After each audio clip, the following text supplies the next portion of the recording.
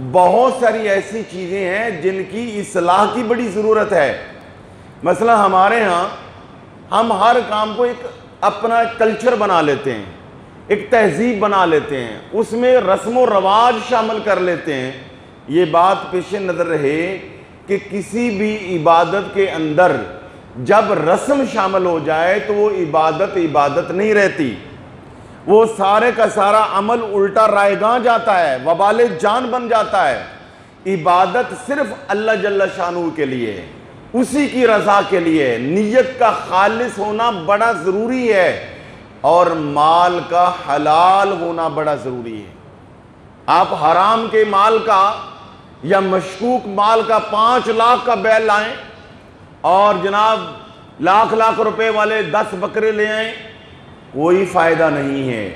اس کے مقابلے میں رزق حلال اور خالصتاً رضا الہی کے لیے آپ جانور کے سب بڑا جو جانور ہے 7 حصوں والا، اس میں ایک حصہ بھی ڈال لیں گے تو یہ آپ کے لیے 5 لاکھ کے اونٹ سے زیادہ بہتر۔ 5 لاکھ روپے کا جانور ذبح کیا، یہ غلط ہے، یہ ریاکاری سے پوری ریاکاری جو ہے یہ شرک کی ایک قسم ہے، اور شرک کو اللہ جل شانہ بالکل قبول نہیں فرماتا۔ تو نیت کا خالص ہونا بڑا ضروری ہے۔ اللہ کے رسول صلی اللہ علیہ وسلم نے تو خالصتاً للہ فی اللہ یہ کام سادگی کے ساتھ فرمایا اور سادگی کے ساتھ ادا کرنے کا حکم دیا۔ بہتر اور افضل یہ ہے، کوشش کرنی چاہیے کم از کم ذبح خود کریں، ذبح خود کریں۔ یہ کہ ہر عبادت کی ایک روح ہوتی ہے۔ مثلا روزے کی روح کیا بتائی کہ یہ کتب علیکم الصیام، یہ تم پر روزے فرض کیے گئے، کیوں؟ لعلکم تتقون۔ تو روح کیا نکلی؟ تقوی۔ نماز کی روح ہے کیا؟ ان الصلاۃ تنہا عن الفحشاء والمنکر۔ کیا ہے؟ تقوی، کہ نماز پڑھو تمہارے اندر تقوی آئے گا اور تم برائی سے رک جاؤ گے۔ ہر عبادت کی ایک روح ہے شکل تقوی میں، مگر تقوی کی مختلف آگے اثرات ہیں۔ نماز کے ذریعے جو تقوی آتا ہے وہ تقوی کی روح یہ ہے کہ نمازی کو بے حیائی سے بچاتا ہے، اور روزہ کے ذریعے بھی ایک تقوی آتا ہے، اور روزہ دار کو روزے کا تقوی جو ہے وہ نفس پر کنٹرول کرنے کی طاقت دیتا ہے، معاونت کرتا ہے۔ ایسے ہی جو ہم اللہ کی راہ میں مال خرچ کرتے ہیں اس کے بدلے میں بھی ایک تقوی آتا ہے، اور اس تقوی کے ذریعے سے انسان کے اندر بخل کا مادہ کم ہوتا ہے، سخاوت کا جذبہ بڑھتا ہے، یہ بھی ایک تقوی ہے۔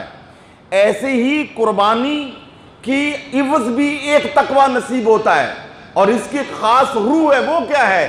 قربانی کی عبادت کے بدلے میں جو تقوی آتا ہے وہ ایثار کا تقوی آتا ہے، وہ سیکریفائی کرنے کا تقوی آتا ہے، وہ اللہ کی راہ میں قربان کرنے کا جذبہ پیدا ہوتا ہے۔ اللہ نے، ہم کہتے ہیں نا کہ انسان جسم اور روح کا مجموعہ ہے، بالکل مجموعہ ہے۔ انگلیوں کے اندر روح کی ایک الگ جز ہے، زبان کے اندر بھی روح ہے، وہ ایک الگ جز ہے، آنکھ کے اندر بھی روح ہے، وہ ایک الگ جز ہے، اس کا ایک اپنا فنکشن ہے۔ تو وہ کیا ہے؟ آنکھ کی روح کیا ہے؟ بینائی۔ کان کی روح کیا ہے؟ سماعت۔ زبان کی روح کیا ہے؟ ذائقہ۔ تو ہر جسم کے حصے کی روح کا الگ ایک فنکشن ہے۔ ایسے ہی ہر عبادت کی ایک روح ہے، اور اسی روح کو پانا ہی اصل چیز ہے۔